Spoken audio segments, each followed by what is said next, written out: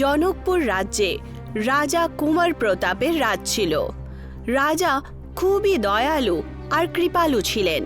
প্রজা রাজার প্রতি খুবই খুশি ছিল, কিন্তু রাজার একটা অসুস্থতা হয়, ঘুম না আসার, যার কারণে রাজা খুবই অস্থির থাকতেন। আর জায়গা জায়গা আর দূর দূর থেকে জাদুকররা এসে রাজাকে ঘুম পাড়ানোর চেষ্টা করে। রাজা পুরস্কার স্বরূপ নিজের অর্ধেক রাজ্য আর নিজের পুত্রীর সাথে বিবাহ করার ঘোষণা করে দিয়েছিলেন। জাদুকর সিপলি, দূর রাজ্যের খুবই প্রসিদ্ধ জাদুকর, রাজার দরবারে চলে আসেন। আমি এক মুহূর্তে আপনাকে আমি ঘুমের দেশে পাঠিয়ে দেব।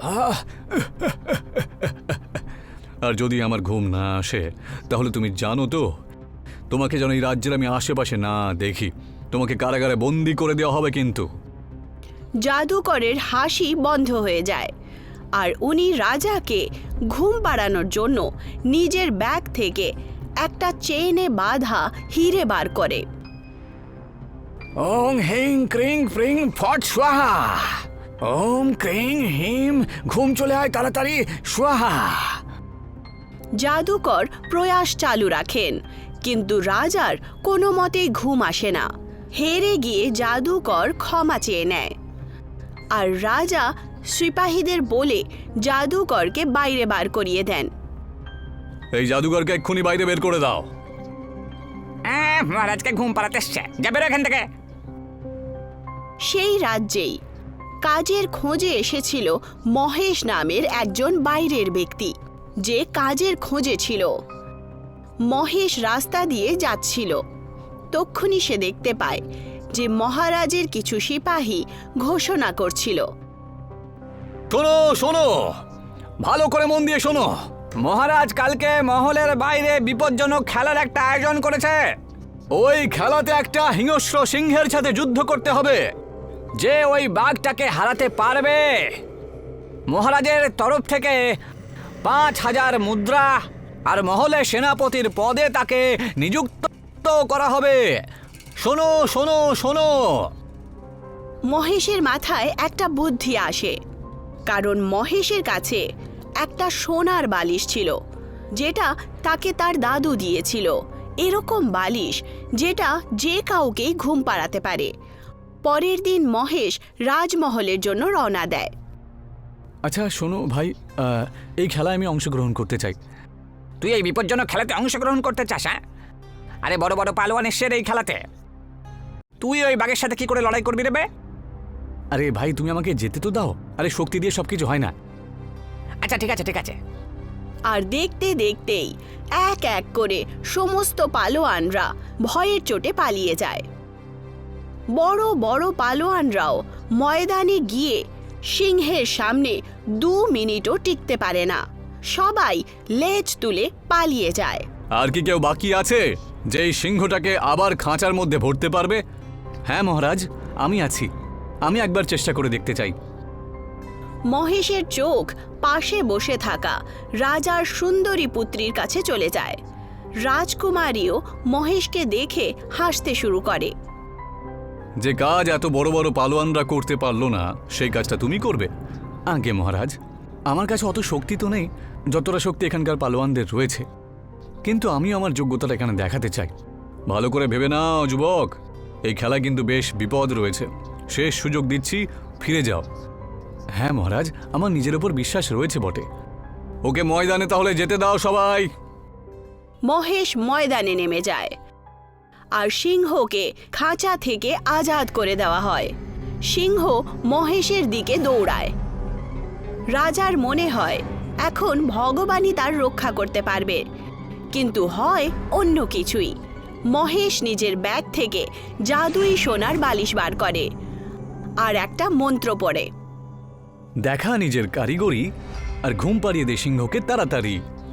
বাঘের দ্রুত গতি থেমে যায়, আর আস্তে আস্তে সিংহ যেভাবেই পড়ে, মহেশ তার নিচে জাদুই সোনার বালিশ লাগিয়ে দেয়, আর ঘুমন্ত সিংহকে মহেশ টেনে খাঁচার ভেতরে বন্ধ করে দেয়।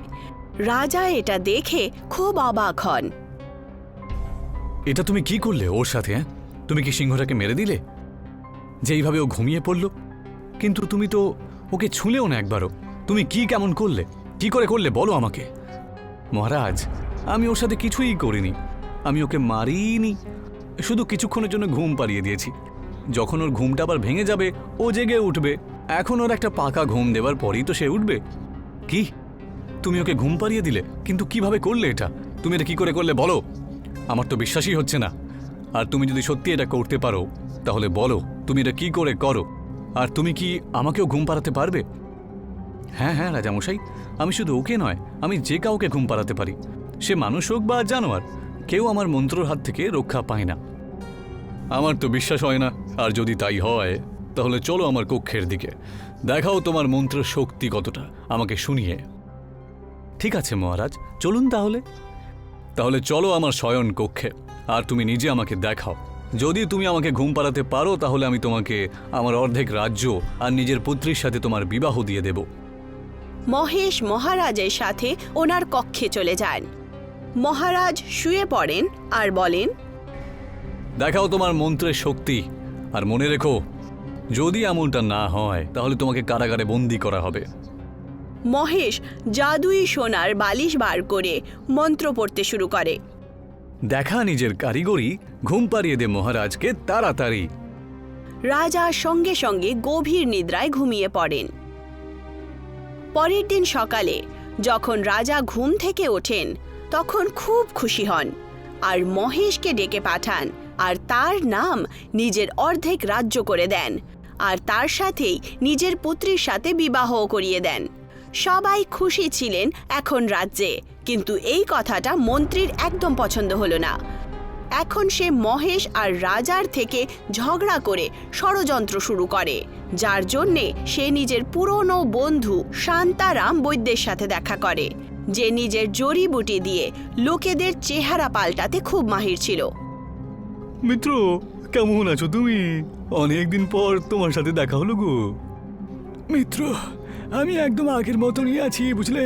তুমি বলো, আজকে হঠাৎ করে এই মিত্রর কথা মনে পড়লো যে রাজা কুঁয়ার প্রতাপের মতন একই রকম মুখ আমার দরকার। আরে হয়ে যাবে, কিন্তু এতে আমার কি লাভ বলো তো? একটা গ্রাম আর মহলে মন্ত্রীর পদ পাবে। ঠিক আছে, আমি তোমাকে এমন কুঁয়ার প্রতাপের মুখ দেব যে কুঁয়ার প্রতাপ নিজেকেই চিনতে পারবে না, বুঝলে। কিছু সময় পর মন্ত্রী রাজার ভেষ বদলে মহলে চলে আসে আর দরবারে দুটো রাজা দেখে সবাই আশ্চর্য হয়ে ওঠে। কে তুমি? আমি রাজা কুঁয়ার প্রতাপ। তুমি আমার রূপ নিয়ে আমারই দরবারে আমার সিংহাসনে বসার যে অপরাধ তুমি করেছো তার দণ্ডও কিন্তু ততটাই কঠোর হবে। সিপাহীরা, বন্দি করে দাও এই বহুরূপীটাকে। সিপাহীরা, বন্দি করে দাও এই বহুরূপীটাকে, যে আমার সামনে দাঁড়িয়ে আমাকেই বহুরূপী বলছে। সবাই দরবারে অবাক হয়ে দেখতে শুরু করে যে কে আসল আর কে নকল। তক্ষুনি মহেশ আসে। বাবা মহেশ, দেখো এই বহুরূপীটা নিজেকে রাজা কুঁয়ার প্রতাপ বলছে। বাবা, এর কথায় বিশ্বাস করো না তুমি। আমি এই রাজ্যের কুঁয়ার প্রতাপ। মহেশও দুজনকে দেখে অবাক হয়ে ওঠে। মহেশ তক্ষুনি নিজের জাদুই বালিশের কথা ভেবে নেয় আর সে নিজের জাদুই বালিশটা নিয়ে আসে আর আদেশ দেয়, দেখা নিজের কারিগরি, ঘুম পাড়িয়ে দে মহারাজকে তাড়াতাড়ি। আর মন্ত্রী হওয়া রাজা ঘুমিয়ে পড়ে আর মহেশ সিপাহীদেরকে আদেশ দেয়, বন্দি করে দাও এই বহুরূপীটাকে আর কারাগারে ঢুকিয়ে দাও ওকে। তুমি আবার তোমার বুদ্ধি আর জাদুর সাহায্যে আমাকে আর এই রাজ্যকে আবার বাঁচালে বাবা। কিন্তু এখনো মন্ত্রী কারাগারে বসে রাজা কুঁয়ার প্রতাপের রাজ্য হাতিয়ে নেওয়ার চাল ভাবতে শুরু করে। আর তক্ষুনি ওই কারাগারের বাইরে দাঁড়িয়ে থাকা সিপাহীদেরকে নিজের কথায় ফাঁসানোর জন্য একটা চালাকি করে। এই শোনো, তুমি যদি এই কারাগার থেকে আমাকে বাইরে বের করে দাও তাহলে আমি তোমাকে 10,000 সোনার মুদ্রা আর আমার মিত্র আর রাজার সব থেকে বড় শত্রু সম্বতের এখানে প্রধান সেনাপতির কাজে নিযুক্ত করব, বুঝতে পারলে তুমি? আমি যদি ধরা পড়ে যাই তাহলে রাজা তো আমাকেও দণ্ড দেবে। তখন আমাকেও তো তোমারই মতন এরকম কারাগারে ঢুকিয়ে দেওয়া হবে। তখন তুমিও আমার সাথে পালিয়ে যেও। সিপাহী মন্ত্রীর লোভে এসে কারাবাসের তালা খুলে দেয় আর সোমবতের কাছে গিয়ে মিলে যায়। খুব ভালো করেছো মন্ত্রী, যে তুমি ওই কুমার প্রতাপকে ছেড়ে দিয়ে আমার এখানে এসেছো। এবার ওর ওপরে আক্রমণ করে ওর রাজ্যকে নিজের করে নেব। রাজা যখন জানতে পারে যে মন্ত্রী কারাবাস থেকে পালিয়ে তার শত্রু সোমবতের সাথে মিলে গেছে আর তার রাজ্যে আক্রমণ করতে চাইছে, তখন রাজা চিন্তায় ডুবে যান আর নিজের কক্ষে মহেশকে ডেকে পাঠান। বাবা, এই রাজ্যকে নিয়ে আমার খুব চিন্তা হচ্ছে। এবার জানি না কি হবে, বুঝলে? সব ঠিক হয়ে যাবে মহারাজ, আপনি শুধু শুধু চিন্তা করবেন না তো। এখন মন্ত্রী সোমবতের সাথে মিলে কুমার প্রতাপের রাজ্য হাতিয়ে নেওয়ার জন্য ষড়যন্ত্র বানায়। কোনো কিছু করার আগে আমাদের মহেশের কিছু একটা করতে হবে। যতক্ষণ ও বেটা কুমার প্রতাপের সাথে রয়েছে ততক্ষণ আমরা ওনার কোনো ক্ষতি করতে পারবো না। আর ওই বালিশের সাহায্যেই তো ওর কারিগরি আর বুদ্ধি বেরিয়ে আসে। বালিশ? কিরকম বালিশ মন্ত্রী? জাদুর বালিশ।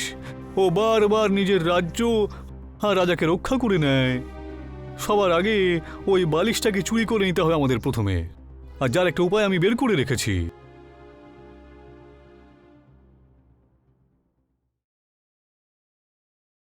মন্ত্রী রাত্রিবেলা মহেশের মহলে চুরি করার জন্য একটা চোরকে পাঠায়।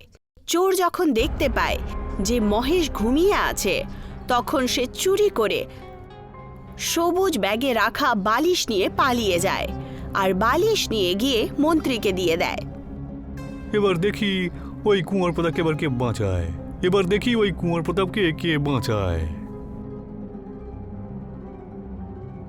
পর মুহূর্তেই সোমবত আর মন্ত্রী মিলে জনকপুরে আক্রমণ করে দেয়। রাজা কুমার প্রতাপ আর মহেশ সেনাকে দেখে চিন্তিত হয়ে ওঠেন। এবার কি করব মহেশ? ওই জাদুর বালিশটা তো আমাদের কাছে আর নেই। ভয় পাবেন না মহারাজ, সব কিছু ঠিক হয়ে যাবে। তক্ষুনি মন্ত্রী কুমার প্রতাপের সেনা দেখে হাসতে হাসতে জাদুই বালিশ বার করে আর বালিশকে আদেশ দেয়, ঘুমিয়ে পড়ো সবাই। কিন্তু এরকম কিছুই হলো না, আর মহেশের চোখ নিজের জাদুই বালিশের ওপর পড়ে আর মহেশ নিজের বালিশকে আদেশ দিয়ে দেয়, দেখা নিজের কারিগরি আর ঘুম পাড়িয়ে দে সবাইকে তাড়াতাড়ি। আর দেখতে দেখতেই সমস্ত সেনা ঘুমিয়ে পড়ে আর মহেশ সবাইকে বন্দি বানিয়ে দেয়। বাহ বাহ, তুমি আবার তোমার ধৈর্য আর বুদ্ধি দিয়ে এই রাজ্যকে রক্ষা করেছো মহেশ। তোমাকে নিজের জামাই বেছে নিয়ে আমি সব থেকে মহান কার্য করেছি। এইভাবেই আরেকবার চালাক মন্ত্রীর হার হয়ে যায় আর বুদ্ধিমান মহেশের জিত।